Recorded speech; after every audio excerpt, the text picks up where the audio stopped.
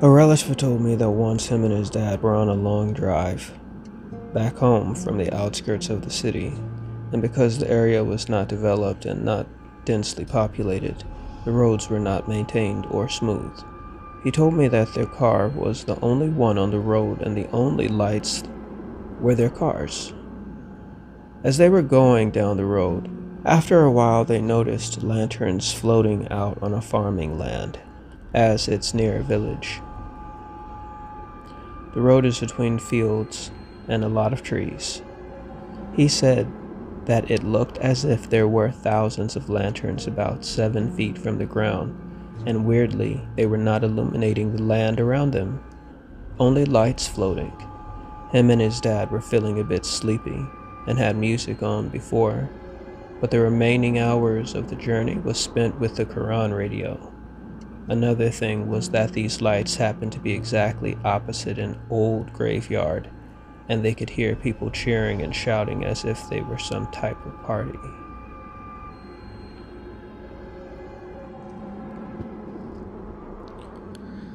This boy in my class really freaking gets on my nerves. He touches me, pulls me, puts his arm around me, and pretends to be my friend.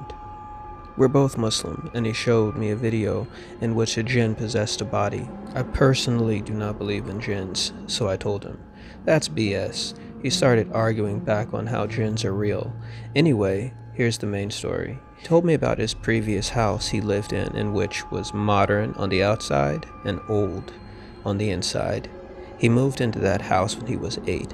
His parents gave him his own room, and next to his bedroom was a room his parents told him not to go into. Here's the scary part. His parents were horrified of that room, and he does not have a clue why. Now, of course, he went to check out what is inside, but he didn't do that in the day. He did it at night, when his parents were sleeping. I kid you not, this little boy found a dead body in this room with the carpet stained with blood as the body was hanging from the ceiling on a rope. And he says he saw a jinn next to it and little strokes of hair and white skin staring at him, sideways with the jinn's body face to the dead body. He shut the door and screamed so loudly it woke up the next door neighbors and parents. The parents hugged him while he was crapping his pants. Police were called by the neighbors because of the screaming, and it turns out the parents were poor, killed the landlord, took the house, and left the body in that room. He is now in foster care going to the same school as me.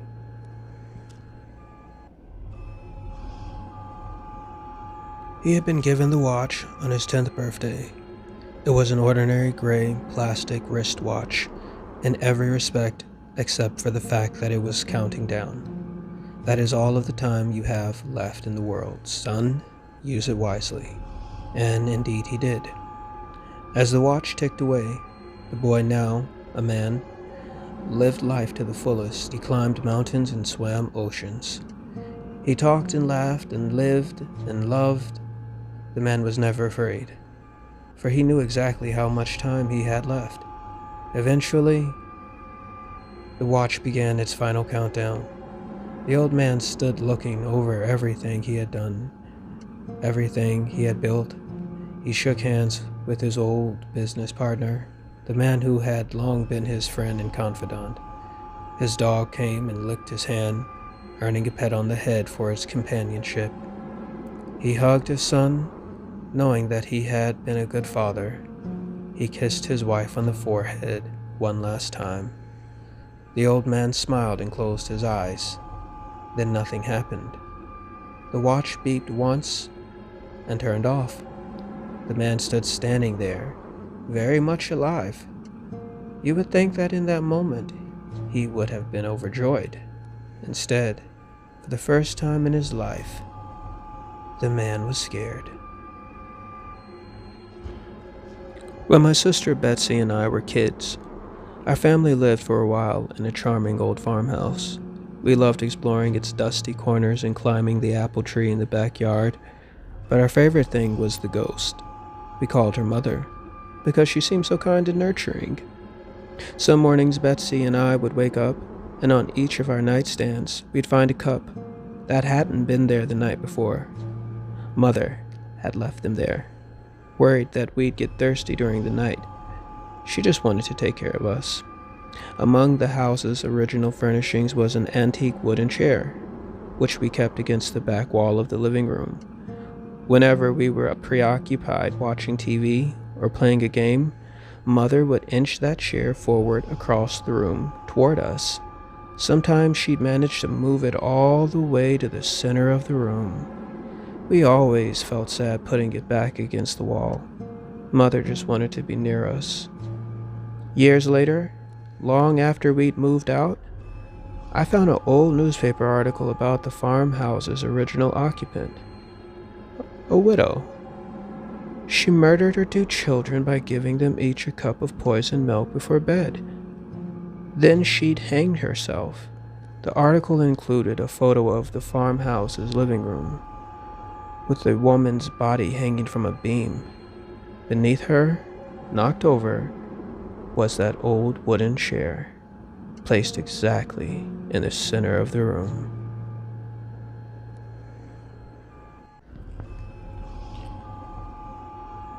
I watched as my soon-to-be father-in-law held his daughter's hand as he walked her down the aisle. Tears streamed down his face as the wedding march that played in the background reminded him that, in a few minutes, he would be watching me hold his daughter's hand and slipping on her ring. He walked up to the altar and took hold of her hand, grinning from ear to ear. It was the happiest day of my life. My bride's father got down on his knees and started begging. "Please, I did what you asked. Just please give my daughter back." I glared at him. "Shut up and stop ruining the moment. If you sit back down and enjoy the ceremony, maybe I'll tell you where I've hidden the rest of her body." Cradling my 4-year-old daughter in my arms, all I could do was listen as the screaming outside the house got louder and louder, interspersed with sounds of violence and horrible, horrible wet thuds and the unmistakable echo of muscle and sinew resisting the force that was slowly tearing them apart. It started just 3 days ago. Something happened out there in the world, and before we even get news of what's going on, seemingly half of the world is gone. Police and the military were unable to stop it. Providing such a short frame of resistance is hard to know whether it was real or just a fluke. There was no centralized target, no way to use our most powerful weapons, not without incinerating ourselves in the process. They poured forth across the world from wherever it was that it started. I hear banging on the door downstairs, and the screams of people being slaughtered, unable to mount a proper resistance against such a force. It doesn't take long before the pounding gives way to the splintering and the sound of the shattering wood. They're in the house. No more than 1 moment or 2 passes before the door to the bedroom starts shuddering. The things I piled against it are holding. For now, I know realistically that they're going to manage to come through. I keep rocking my little girl, humming a lullaby in her ear to calm her as she cries. The pounding grows in force and volume. The frame's starting to crack. I put my little girl on my lap, her back to my chest, and I stroke her head with both hands, her top of her scalp down across her ears, just as I've done ever since she was a baby. Just the way she loves it. The effect is instantaneous. Her desperate crying calms to a series of sobs and hiccups, her small body shuddering against mine in fear.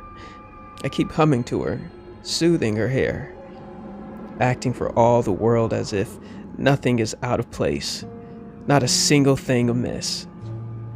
Agonizingly, slowly, in reverse, cadence of the sound of splintering wood, she calms down, and I can feel it when she stops tensing, as I keep stroking her down the sides of her head, and a final hiccup or of a sob, and she falls quiet, her body relaxed.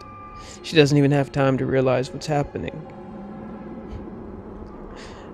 As I twist her neck in a violent jerk, accompanied by a dry snap of sound, she's dead before she can even slump down into my lap. The door is giving way. Furniture pushed back. I may be torn limb from limb while I scream, but at least my baby's angel is safe from harm.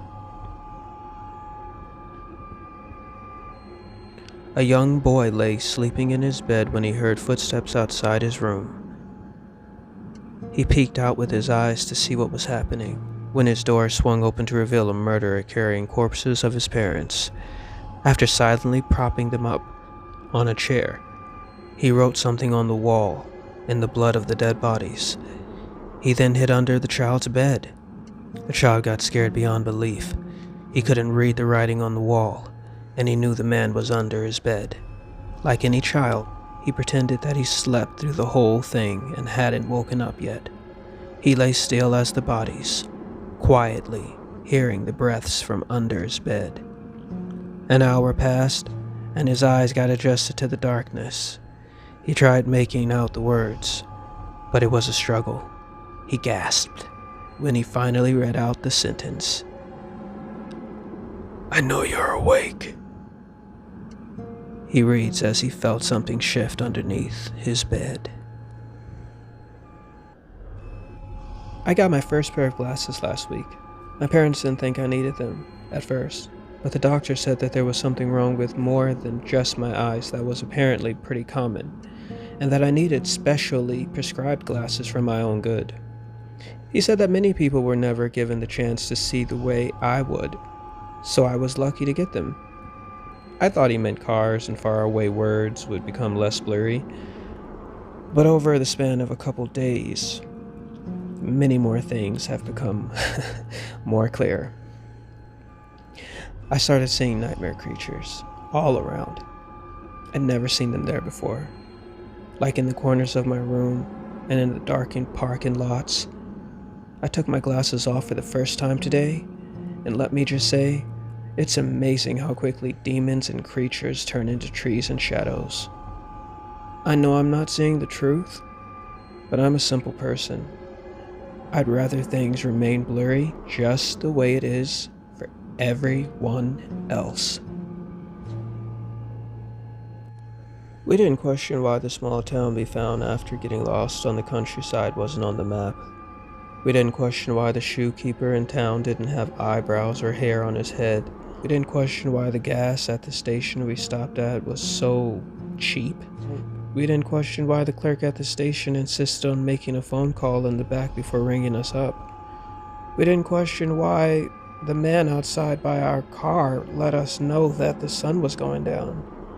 We didn't question why so many bald people stood on the street, watching us frantically leave their town behind. We didn't question why we began pulling our hair out, or why we decided to turn around and head back to town. We knew why.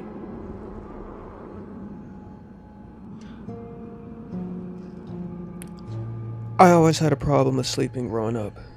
Many times I'd get sleep paralysis, but after I blessed my room, it hasn't happened in months. This happened to me about a year ago. I woke up in the middle of the night, frozen. If I tried to move, I'd get a really loud ringing noise in both my ears. It would get louder each time I moved. I was terrified. I was too scared to open my eyes, but I felt a presence of someone in the room with me. My room isn't completely dark, because I have a small blue nightlight. I open my eyes and I see a very tall, dark figure with two horns on each side of his head just standing there in the corner of my room facing me. I panic and try to move. My body, the ringing gets louder and louder and louder, and I can feel myself crying. I close my eyes and in my head start saying, God will protect me, God will protect me, God will protect me, God will protect me. Then I hear a low, evil voice say, God can't help you anymore. Keith was 12 the first time the old man in the well spoke to him. Keith was out playing after dark on his family's small farm near the well. The old well had beams supporting a rope and a pulley with a bucket attached, even though Keith was told that well ran dry before he was born. Suddenly, he heard someone say his name in a slow, raspy voice. Keith whirled around and saw no one. A look of confusion spreading across his face as he heard it again. Keith.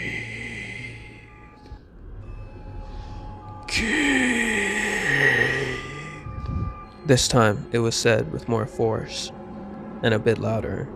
The voice sounded like one of the old farmers who liked to smoke, thought Keith. Looking down the well, Keith heard the same voice asking, Have you got anything tasty? Keith couldn't see anything past the first 12 or so feet down the well, even though it was a full moon. Who are you? How'd you get there? Keith asked. If you give me something tasty, I'll reward you, replied the voice. All Keith had were some cookies he had stuffed in his pocket as he left to play. He put those in the bucket, and he lowered it. He had lowered it nearly 40 feet, and was literally at the end of his rope, when he no longer felt the weight of the bucket on the rope. 20 seconds passed, and he felt the weight of the bucket again, and began to pull the bucket up. As he finished pulling the bucket up to the top, he heard the voice say, No. Nice. Keith saw a reflection in the bucket and saw a rectangular piece of silver metal, about the size of an army dog tag. It was completely flat and smooth. Want fresh, the voice said. Even though Keith tried to talk to the old man, again, there was no response. Keith made up a story about where he found the metal and took it to his father, who took it into town and confirmed it was an ounce of pure silver. After that, Keith kept it a secret. It took a while to discover that the old man was only there the night of full moons. Keith quickly learned that only live things he put in the well would be rewarded, but only once for each item, and every full moon. So one of each kind of animal was lowered down the well and rewarded.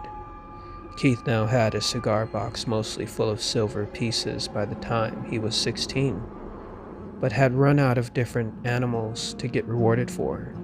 It was around this time that a local farmhand went missing. It was also the same time that Keith was rewarded with gold pieces for the first time. Once Keith took over the farm, temp workers seemed to vanish every now and then, without explanation from the farm. The old man had finally found something tasty enough to always reward. We make fun of little kids for one thing.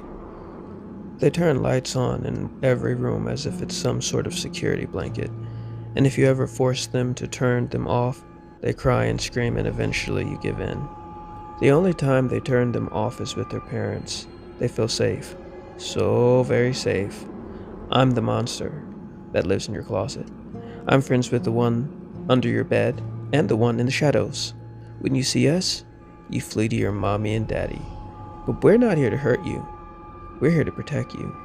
If you think we're scary, just wait till you see their true form. They masquerade as one of you, and you can never tell. You humans must be blind. Your true monsters sleep just down the hall. They pretend to love you, but it won't last. They try to convince us to let them in. But don't worry. We really love you, and we will protect you. So when you see a shadow, flit, or figure in the closet, remember, we scary monsters protect you from the human ones. So you're safe with us. For now.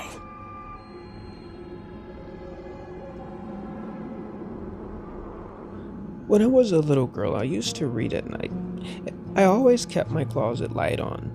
It flowed from underneath the door and dissolved the illusion of darkness with white brilliance.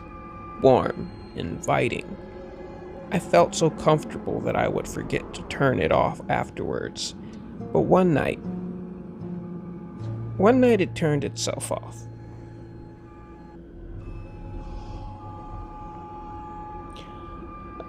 I first met my wife in high school. Her beautiful sparkling eyes drew me in. They were a reflection of heaven. Her voice, a chorus of angels. I proposed after we graduated from college, and we planned our future together. But things have changed since then. She's been acting strange lately. In bed, she'd toss and turn all night, muttering under her breath. Some nights, I'd hear other strange noises, like faint screams. So we decided to get married at our local church. But I knew it. I was waiting at the altar for her to walk down the aisle. I nodded to the priest and signaled to the men sitting in the front row. We pinned her on top of the altar. As the priest wrapped her arms and legs in chains, she hissed and howled, her body wreathing in agony. The priest grasped the crucifix in front of her face and began the recitation. I wasn't going to let her go. I wanted my wife back. Jacob decided to stay at home when his mother went out. She told him to go to bed at 11, but unfortunately, he couldn't hear her over the sound of his music. Jacob haphazardly waved his mother goodbye as she closed the door. Jacob spent an hour and a half playing with his phone. Games, YouTube videos, movies, music. He even texted his best friend for a while until she no longer replied. He didn't pay any attention to the time until his phone battery hit 10%. Jacob realized that his mother never called or texted him in all the time that he had his phone. Jacob sent her a text. Hey. No reply. He was confused as to why she wouldn't answer him. She always answered her phone. His confusion chilled into concern as night fell and midnight rose. He sent her another. Mom, where are you? Again. No answer. Sweetie? A familiar voice rang out from behind the couch. It sounded like his mother's, but it wasn't. Not entirely. It was warped, crinkling like folded tin foil. Jacob jumped and spun around, only for thick black hair to consume his sight. Why haven't you gone to bed?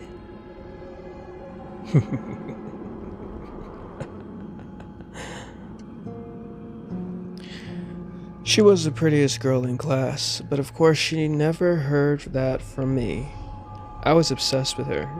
I still glances at her every chance I got.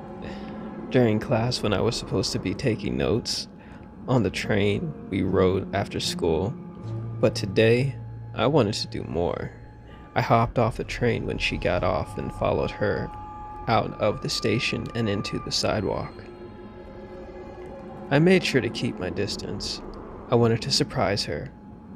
It was pretty hard staying within a good distance of her. She kept taking furtive glances back, and I looked down at my phone or pretended to tie my shoe or every time she would. It was pretty hard staying within a good distance of her, though. She kept taking furtive glances back, and I looked down at my phone and pretended to tie my shoe every time she would. When she unlocked the door and stepped inside her house, I crept to the front of the stairs, my heart pounding as I rang the doorbell. A chime sounded from inside and awoke the butterflies in my stomach. Just as I reached again for the doorbell, she opened the door ajar and, recognizing my face, gestured for me to hurry in, promptly closing the door behind me. "There was a guy?" She paused. "There was a guy following." "Yeah, it was me." The words came out of my mouth before I realized what I had said. "I know that." I sighed in relief. "But I'm talking about the man behind you." The doorbell chimed, and the butterflies in my stomach stood still this time.